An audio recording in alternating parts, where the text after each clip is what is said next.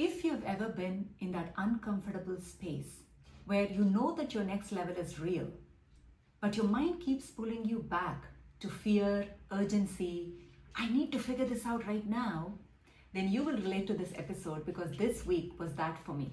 And in this episode of going from $0 to $4.4 million in 12 months or less live business building journey, I caught something critical. My service offering was from the new next level identity, but my how was still stuck in my old version. And that mismatch caused a whole lot of wobble this week. In this episode, I'm going to be sharing with you the internal operating system shifts that I've experienced emotionally, physically, intellectually, and in my consciousness. Also, the external actions, decisions, and results that I've unfolded. But most importantly, that big major lesson that I have learned this week, when you are in this liminal space where the new identity has not fully anchored, but the old version is gone. Stay till the end, because I'm going to be sharing with you that one powerful question that has been helping me navigate this journey and preventing me from self-sabotage. If you're tracking this series, please make sure to subscribe to the channel. That way you will not miss the spicy updates that I have every week through my live business building journey. Hi, my name is Ajita and welcome to my YouTube channel. With over 20 years of corporate experience as an executive leader, I am now the strategic advisor to elite tech founders and senior tech leaders, upgrading their internal leadership architecture so that they can lead at visionary scale. What I'm sharing with you in this video is my live business building experience. I am not building this business from hustle. Instead, I'm using three major key principles.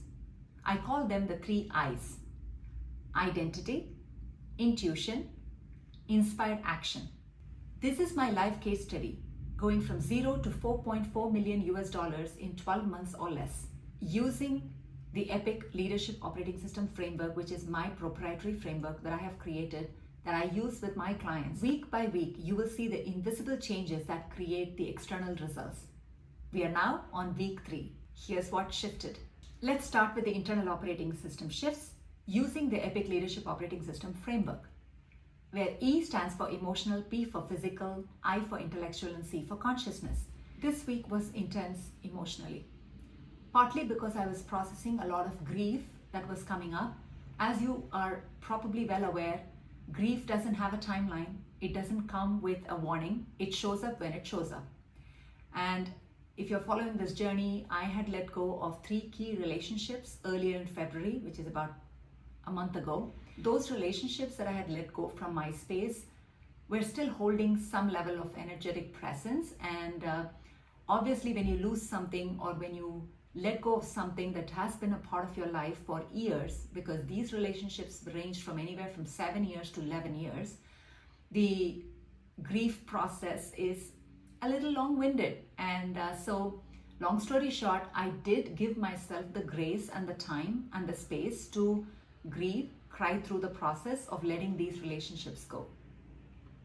Part of the experience this week was actually making time and space for this very processing of grief, because if my past has taught me anything, it is to not push or shove grief away, because the more we do that, the more it comes back with intensity.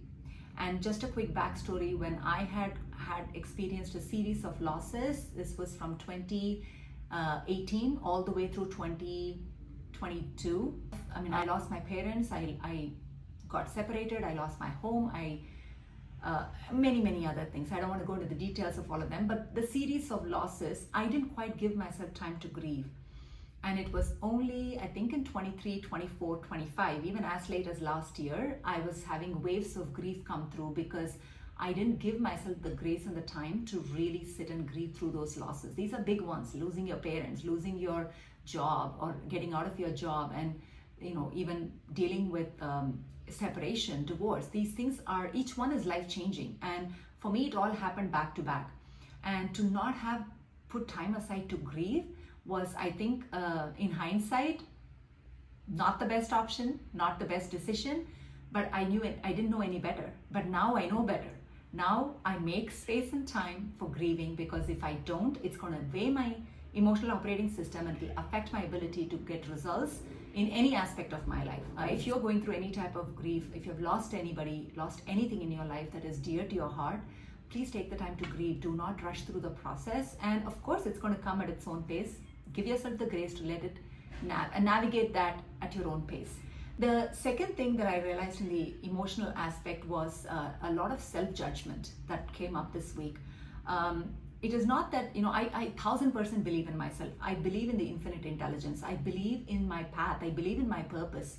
But what I realized was there was this lingering aspect of self-judgment that I hadn't quite become aware of, which became pretty evident this week. And the self-judgment was really about money and how we perceive debt. And this is going to be powerful awareness for somebody here watching it, if you're an entrepreneur especially, or even if you're not.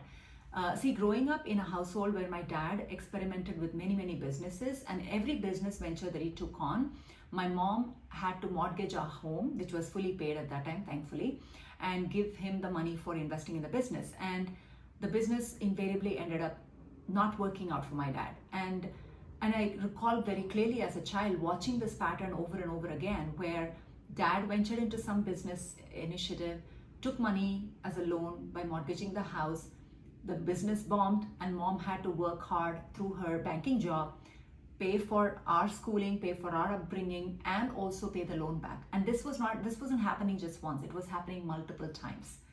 And as a child watching this pattern, and also being conditioned by my mom, both my sister and I, that job is your best safe bet. And so as long as you have a job, you're set for life, right? So there was always this stigma about debt growing up in my family. And I wasn't fully aware of it until all this started unfolding in my reality. And the reason I'm bringing this up is because this week, my biggest self-awareness aspect of where I was judging myself was because of the debt that I am in right at the moment as an entrepreneur. I've never invested any money in my business that I borrowed from anybody else. Meaning all my investment in my business in the last 7 years have been earned by me, or I have saved money and I've invested through my savings, or I just made enough money to kind of sail through the whole year without needing to borrow from anywhere. But over the last couple of years, because I've had to shut down a lot of my offerings, things were not aligned, and I was also grieving. A lot of things were not ideal state. And in the last 6 to 8 months, I have heavily invested in my own personal development, in a way of growing myself and my business, and that has put me a little bit in debt. It's actually not a little bit, it's $60,000 in debt. Let me be very transparent about it. I've never been in this level of debt in my entire life, right? So there was this strong voice in my mind that was literally telling me, how dare you? How dare you get into debt? And I was like, whose voice is this? Where is this even coming from? I used to be hard on myself, but I have become so self-aware to not beat myself up on anything. So when this voice came up, I was like, wow, where is this even coming from? And that became pretty evident. It wasn't mine, but it was what I had programmed and conditioned myself watching how money, debt, and business dynamics was running in my household. So one of the best things I did this week was truly shifting my perspective on debt. And you can say this is not even the emotional operating system. It may actually slide a little bit into intellectual operating system, because it was a lot of reframing that I was doing for myself. The emotions were coming up of almost like you could borderline call it shame or guilt, wherever. I never feel these emotions. It's a rarity for me. So that's why I had to really sit with myself and say, okay, where is this coming from? Because this is not me. This is not the real me. And so when I dug a little deeper, I realized that the emotions, while they were more like guilt or shame, the underlying operating system paradigm or belief system was about debt being a negative thing, and it's shameful to be in debt. Let's just frame it as such, right? So then I had to reframe it, and I was sitting in meditative state, and I asked, what is the truth behind debt? And why is it viewed the way it is being viewed? And it was such a beautiful message and awareness came through, which was any type of inflow of money is universe's way, or the beautiful infinite intelligence's way to bring supply to you. And the meaning you attach to the way it comes makes all the difference. If you won a lottery, what meaning would you attach? If you were if you worked hard for it, what meaning would you attach to the money that comes in? Versus somebody else gave it to you without you doing anything, what meaning are you attaching to it? And if somebody else gave it to you with an interest attached to it, what meaning are you attaching to it, right? You look at all the meaning making that we are doing with simply inflow of money coming to you. The difference in the case of a debt is you owe that back to somebody. Versus if you were to get a lottery, if you worked for something, there was an energy exchange, you feel good about it. If somebody donated or gifted something to you, you take it, same thing, in gratitude, right? The difference with debt is you owe that money back to whoever it is that has given it to you. And sometimes with an extra put on top of that as form of interest. But the beauty about the awareness that came to me was debt is one of the quickest ways by which you are able to have access to the supply of abundance that is available to you. And the reason you are stepping into debt is simply to bridge what is called the law of rhythm. According to the law of rhythm, life goes like this, ups and downs, ups and downs, ups and downs. It's never a straight line. It's never a straight line. Because if it was a straight line, people will be bored in living life. The fun about living life on earth is that there is ups, there is downs, there is ups and there is downs. And the law of rhythm also dictates the inflow of money in our lives, and especially in entrepreneurs, right? Because we are getting into the flow. Why do we become entrepreneurs? Because we want something more than what a job would give. Job gives us predictable income. If you want something more, you have to do something more or be something more. So we decide to get into entrepreneurship to bridge that gap. And so when you're in the law of rhythm flow, when it comes to cash, there are times when the flow goes down, there are times when the flow is very high. And so debt is simply a way for bridging the time gap between when you are, let's say you're at the bottom in terms of cash flow. There is going to always be a rise. You will, as long as you stay the course and you don't quit doing your business, you continue to be in business, there is going to be an uptick. And when the uptick comes in, you're going to make sure that the debt is paid off. So it is simply a way to bridge the gap. And anything more than that is a meaning that you are making at a human operating system level. It's your human making it right, wrong, etc. So this awareness was a huge shift in my intellectual operating system that then allowed for me to really clear the self-judgment and the associated emotion of shame. And I truly hope somebody listening to it right now is able to have this shift made possible for you if it's relevant and if it's beneficial. My biggest win in this journey, even just 3 weeks into this journey, has been, is my thought empowering me or is it disempowering me? It's such a powerful question to ask, because if a thought that, oh, debt is bad, it's causing stress for me, is giving me all the, constriction and pain, why would I want to hold on to that thought? It's not really helping me. Well, for some people, being in debt is actually a motivation. They push themselves to grind and make sure that they pay the debt back immediately, right? That I know of people like that too. Great. If that motivates you, great.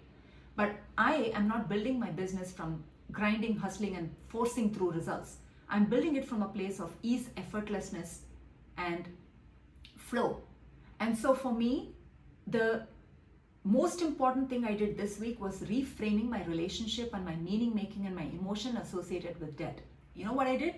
I simply took a moment after this reframing happened and I sent huge wave of gratitude to say, wow, to be able to have access to this kind of funds is a blessing in itself. How many people have access to this kind of funds? Think about that.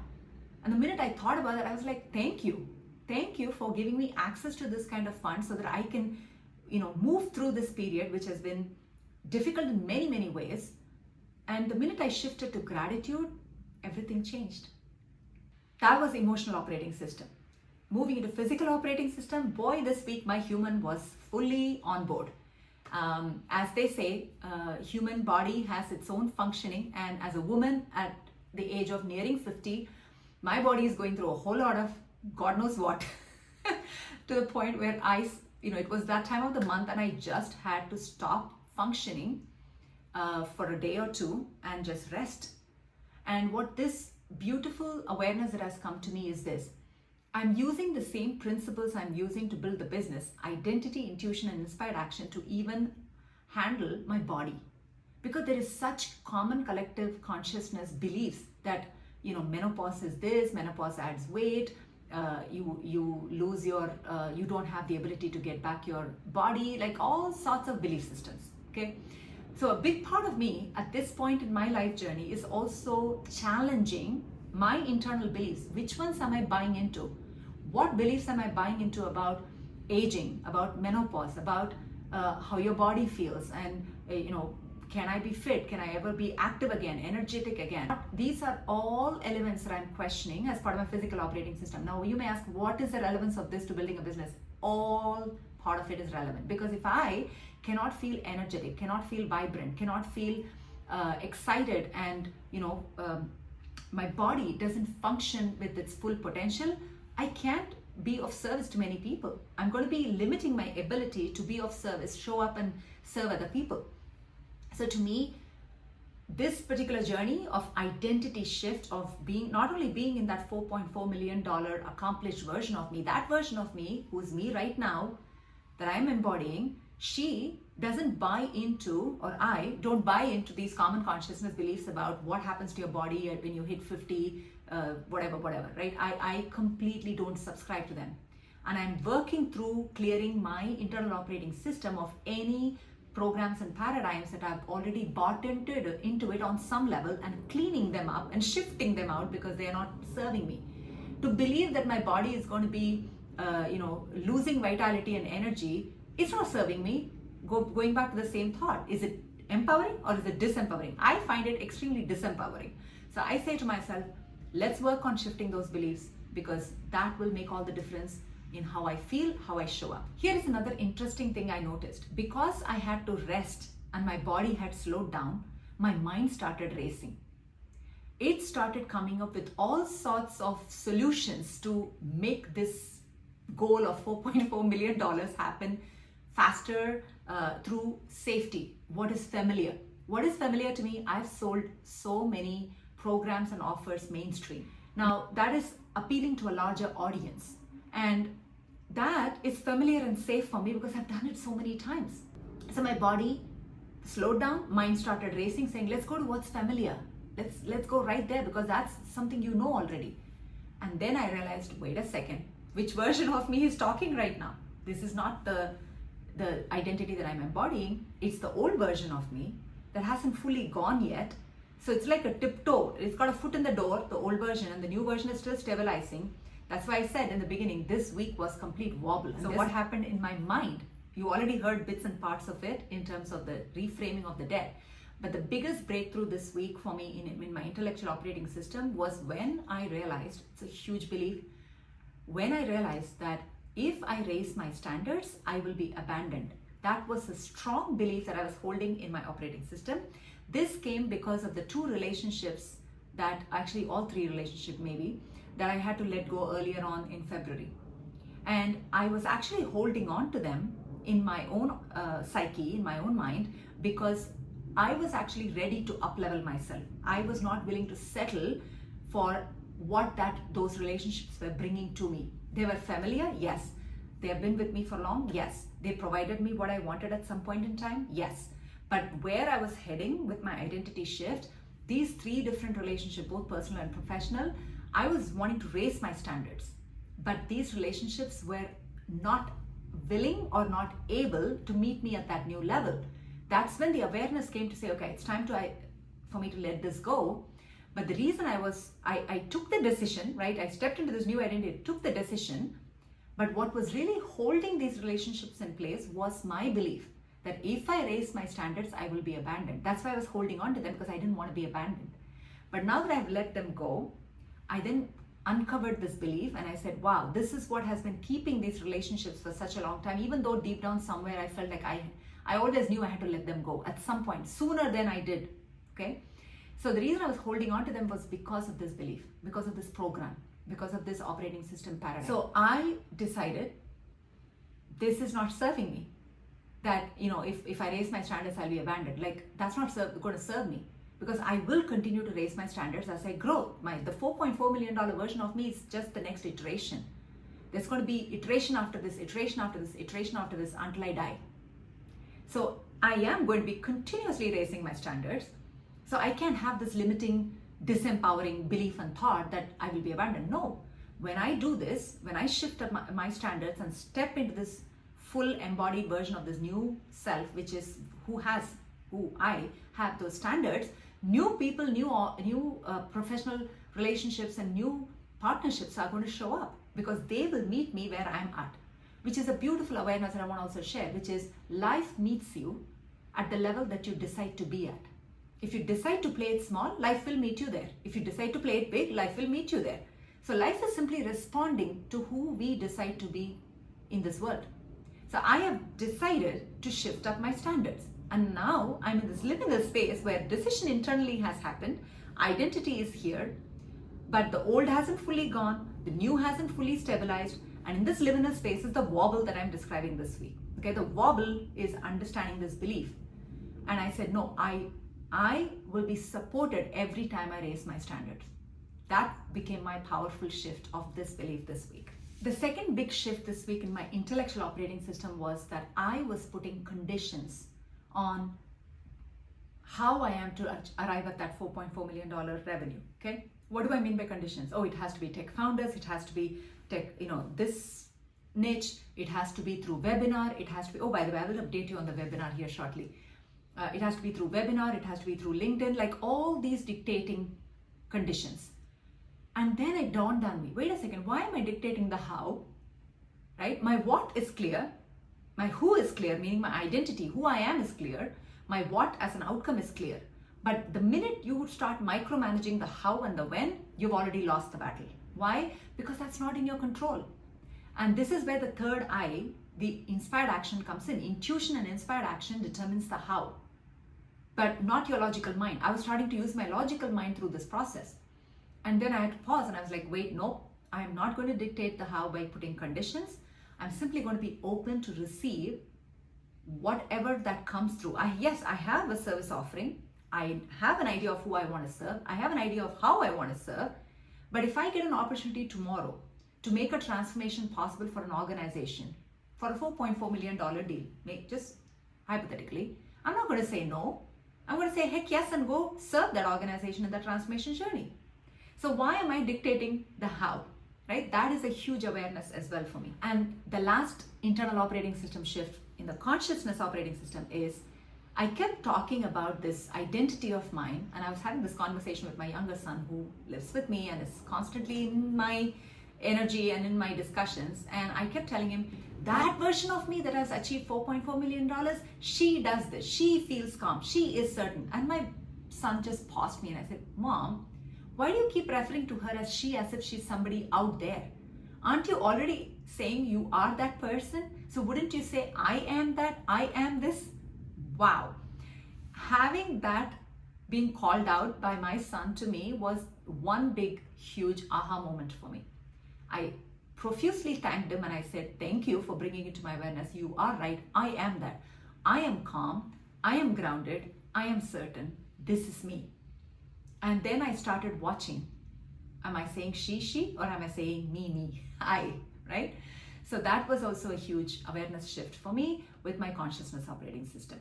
A quick update on the webinar for those of you that are curious. Okay, what really happened in the webinar? Well, the good news is I had one registration, but that was somebody who I already knew.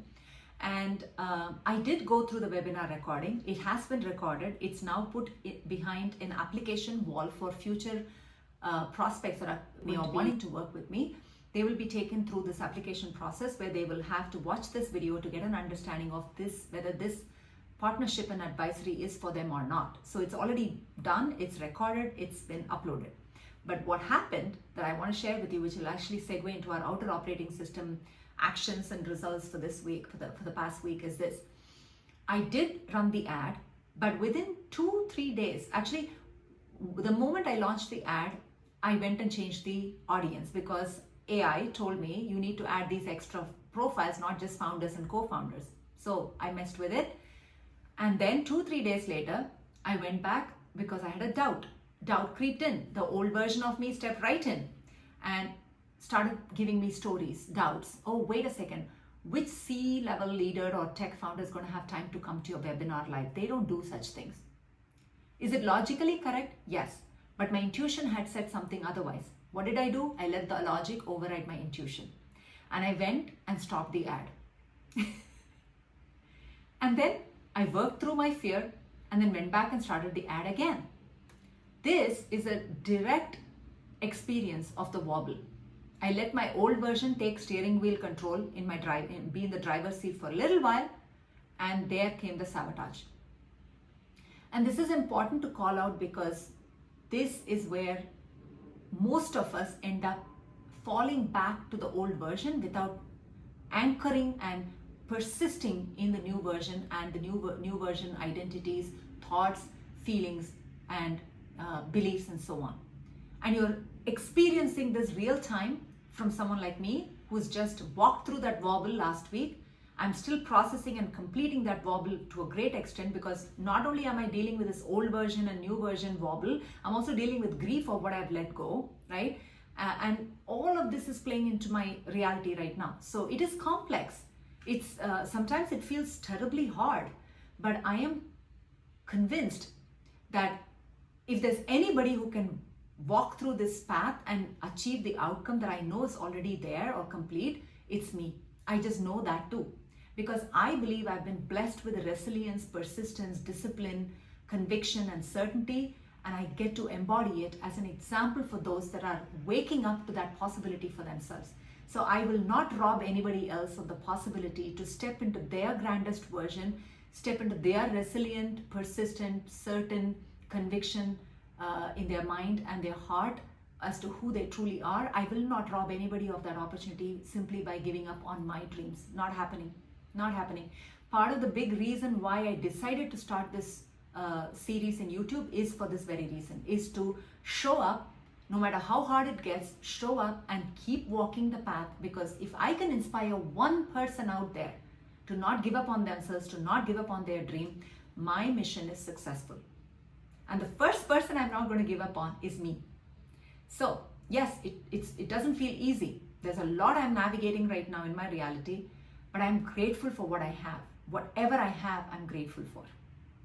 So if you're going through a difficult day at this time, or a phase in your life, I want to tell you, I see you, you got this, and start with gratitude. Look around and see what you can be grateful for, because that is going to shift you out of that state of, whatever wobble you are in, quickly into the most grateful version of you. Okay, there's something deeper that came through before I moved to my outer operating system list I want to share with you. Something beautiful that came through in my morning meditation, because every morning I wake up and I have this open-hearted conversation with the infinite intelligence, what people call God, source, universe, energy, whatever you may call. I believe I'm deeply connected to that universal intelligence, infinite intelligence. And I asked questions. And I asked, what is the message you have to give to me today? And what came through was incredibly powerful. And it was very spot on for the journey I was in last week, because I was judging myself. I was putting conditions on how this business should unfold, what offering, who the client should be. I was putting all those conditions. And so what came through was this: you ask for love, but you're judging yourself and others. You ask for flow, but you're resisting. You ask for effortlessness, but you put conditions. Release resistance, release judgment, release conditions. And that was so powerful for me, just receiving that level of depth of insight to say, release judgment. And I've been since constantly observing, where am I judging myself? Where am I judging somebody else negatively? You can have good judgment, beautiful. Negative judgment is all what we are talking about here, is saying something is wrong, bad, not right. That creates a lot of inner resistance. And we only judge when ourselves or others when we don't love. And if you're asking for love in your life, you can't be judging yourself or others. And if you're asking for flow of everything, money, relationships, opportunities, then you can be resisting what is or whatever is coming your way. And if you're asking for effortlessness in building this business, which is my principle in building this business, then I can be putting conditions saying, oh no, it is to be effortless, but it has to be this way, it has to be that way, right? And that awareness, that download, I even may call it as download or the message that came through was so profound that I keep reading it and I keep internalizing it every day. Before we move to me sharing all the outer operating shifts, let's hear from you. Please share in the comments, which of these inner operating shifts did you most relate with, or which ones have you most experienced? I would love to hear from you. And please know that I do respond to every comment in my YouTube videos. I will make sure that I will respond to, read your comments and respond to them. So now let's talk about what happened externally. You already know the webinar, I did run the webinar. I did record it. It's now put as a pre-existing video behind an application wall for future prospects that are interested to work with me in advisory capacity. Number two, I had a conversation with one other CTO that was a past client of mine. I got amazing intel from him about which type of founders and what type of organizations, and that was very, very powerful insight into the audience that I'm looking at. The third thing I'm celebrating in the outer operating system or external results is this. I had in my LinkedIn post that I had actually promoted through the ad or through Boost post, somebody commented very not so nicely about my approach to how I was solving or helping these founders. And the old version of me would have gone into explaining a whole paragraph to that particular comment to say, oh, you're taking it this way, what I mean is this way. And I'm like, wait a second.